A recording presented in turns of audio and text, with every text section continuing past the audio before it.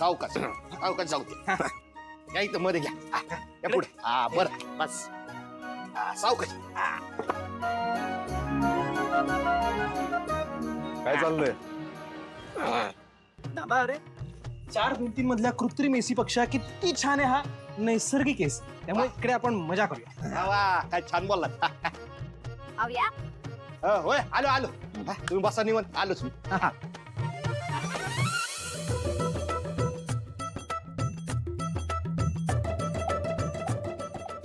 बस बस. काय झालं?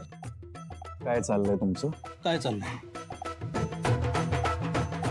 हे बघ, मी बोलत नाही याचा अर्थ असा नाही की मला गोष्टी कळत नाही. अरे पण आता आम्ही काय केलं? सारंग दादा, माझ्या चेहऱ्याकडे बघून वाटतं का रे मी असं काय करेन? मी आपला साधा भोळा गरीब सुनील सिरियस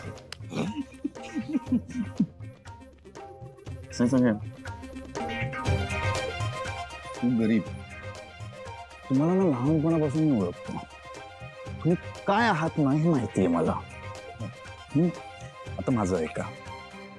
जोपर्यंत आपण या घरात आहोत तोपर्यंत शिस्तीत राहायचं. कळलं? आणि ते अप्पूचे कान भरायचे नाही. अरे सारंग दादा, त्या बिचाऱ्याने मला असंच विचारलं तर त्याला आनंद वाटावा म्हणून सांगितलं. आता अप्पू सावलीवणीचा भाऊ आहे ना, मग बहिणीची काळजी वाटणारच म्हणून आपलं सांगितलं. काय ना, तू गरीब आहेस ना म्हणून मी तुला सोडून दिलं. झालं ते झालं. यापुढे काही करायचं नाही.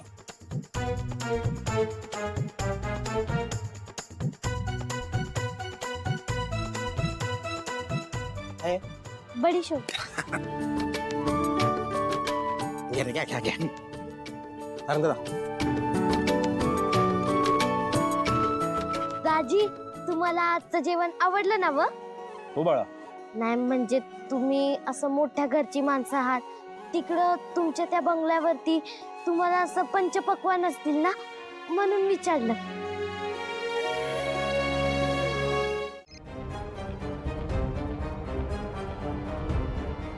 तारा पॅकिंग झाली का? हो झाली आहे. पण मम्मा, आपण गावातले कार्यक्रम खूप कमी केले आहेत आणि आता तर मला अवघड पण वाटतंय. तूच म्हणालीस ना की सारंग पण असणार आहे. कसं शक्य आहे सावली आणि सारंग एकत्र? तारा बस. तू कधीपासून हा सगळा विचार करायला लागलीस? आणि मुळात तुला करायचं काय आहे?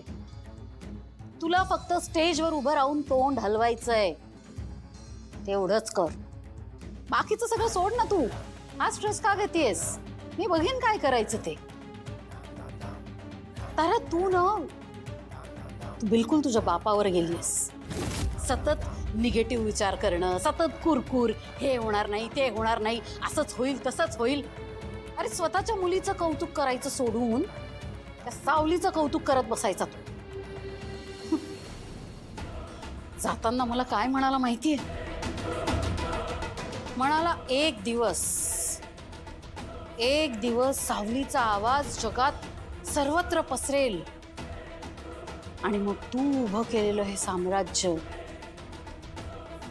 पत्त्यांसारखं कोसळेल.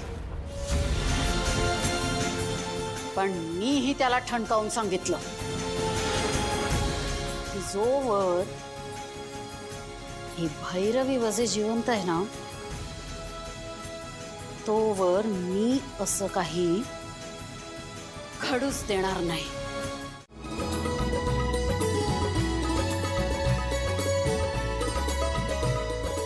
म्हणून मी लपून बसतो, कोणाला बी सापडत नाही बर का. लय भारी वाटतं मला असं करायला. अप्पू रांग्या हो. अरे मी पण तुझ्यासारखंच होतो. मी पण शाळेत लपून बसायचो. शाळा सुटली की बाहेर यायचो. दुसऱ्याशी मस्तरांचा मार खायची.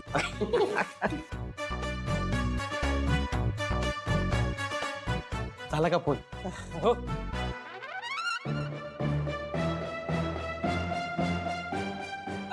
मॉमचा फोन झाला. ऍक्च्युली मॉमला सांगायचं होतं ना की आपण पोचलो म्हणून. पण मी तुला काही विचारलंच नाही. मला काय सांगतोयस?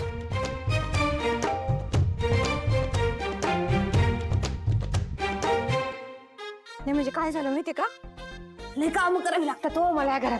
नाही तुम्ही म्हणत असाल बाई जयंती वहिनी एवढ्या सुंदर एवढ्या ताज्या तवाना कशा बाई दिसतात. रहस्य त्याचं रहस्य म्हणजे हेच एवढी ढीगभर काम करावी लागतात मला. म्हणजे बघा झाडू लावते, लादी पुसते, सगळ्या वस्तू कुठे पसरलेल्या असतात त्या व्यवस्थित जागेवर ठेवते. या अप्पू भाऊजींची औषधं बी सगळी जागेवर व्यवस्थित ठेवून देते, भांडी धुते, कपडे घासते. माहितीये का लय दमून जाते मी एकदम. पण तुम्हाला एवढं राबण्याची गरज काय होती? याच्याला काम करायचं एवढं? असं काय करता, आपलं घर म्हणल्यानंतर राबायला नको का? आता हेच बघा ना, आपलं घर मानते म्हणून तर माझी खोली दिली ना मी सारंगरावांना आणि सावळीला राहायला.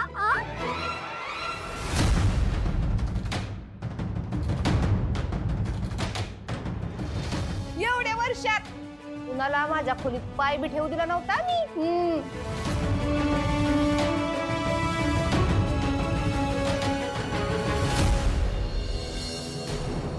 म्हणजे यांना चालतं नवरा आहे ना म्हणून, पण बाकी कुणी जाऊ शकत नाही. पण आज माझी खोली चक्क या दोघांना दिली राहायला. जा तुम्ही मस्त कार झोपा. होय ग काय हा तेच म्हणलं मी, राहून गेलो होतं. सासरी बघितलं का?